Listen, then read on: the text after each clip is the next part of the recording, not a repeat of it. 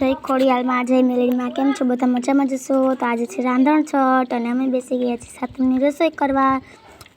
તો તમારે પણ રસોઈ બનતી હશે. તો જો અમે બનાવીએ છીએ આ તીખી સેવ, ફરસી પૂરી અને આ છે જીરા પૂરી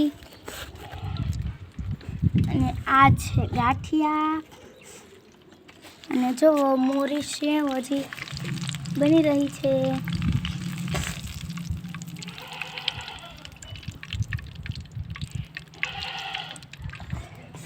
ના ચવાણોનો હજી માલ બધો પડ્યો છે. ચવાણો બનાવવાનો હજી બાકી છે અને આને જો ગુલાબજાંબુ બનાવવાના છે તો એ હજી બાકી છે બનાવવાનું. રાંધણ છઠનું દેશી ચૂલા ઉપર બનાવીએ છીએ સાતમનું.